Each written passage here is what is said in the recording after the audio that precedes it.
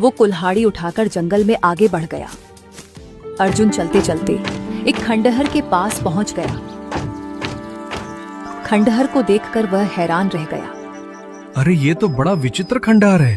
अंदर क्या है? अंदर चलकर देखता हूँ। अर्जुन धीरे धीरे अंदर चला गया। तभी उसकी नजर एक विशाल पत्थर की मूर्ति पर पड़ी, जो एक सुंदर स्त्री की थी। अरे इतनी सुंदर मूर्ति, वो भी एक स्त्री की। लेकिन ये इस खंडहर में क्या कर रही है?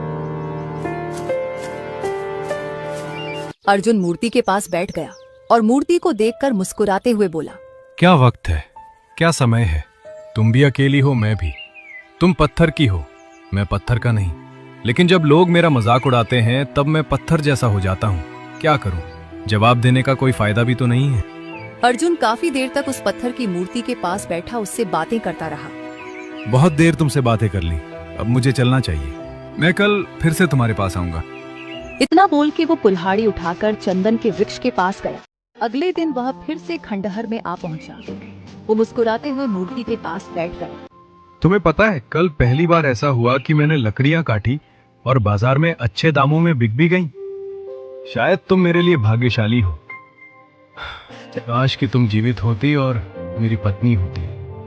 क्षमा करना, मुझे तो ये कहने का कोई अधिकार ही नहीं है। लेकिन सच कहूं तो जब पहली बार तुम्हें देखा था तभी मुझे तुमसे प्रेम हो गया था। काश ऐसा होता कि मैं तुम्हारी आवाज सुन सकता। काश तुम पत्थर की नहीं बल्कि जीवित होती। अर्जुन ने इतना कहा ही था कि तभी पत्थर की मूर्ति से एक सुरीली आवाज अर्जुन के कानों में टकराई। मैं कब से तुम्हारी बातें सुन रही थी अर्जुन। तुम्हारी सच्चाई ने मेरे अंदर की आत्मा को जगा दिया है। अब मैं तुमसे बात कर सकती हूँ। पत्थर की मूर्ति को बात करते हुए देखकर अर्जुन घबराकर इधर उधर देखने लगा। उसके चेहरे पर भय और विस्मय दोनों झलकने लगे। ये कैसे संभव है?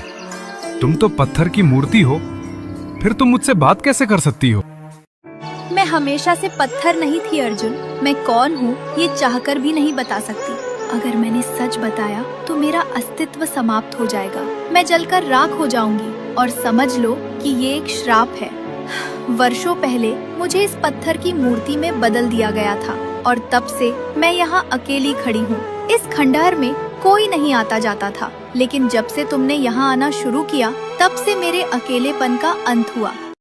तुम्हारी बातें सुनकर मुझे ऐसा लगता है जैसे मैं फिर से जीवित हूँ। तुम विश्वास नहीं करोगे, लेकिन जब तुम चले जाते हो तो मुझे बहुत बुरा लगता है। मैं हर रोज तुम्हारे आने का इंतजार करती हूँ। अच्छा, और तुम्हारे श्राप का अंत कैसे हो सकता है? मेरा श्राप केवल वही व्यक्ति तोड़ सकता है जो बलिदान करना जानता हो। मैं तुम्हारी बात का मतलब नहीं समझा।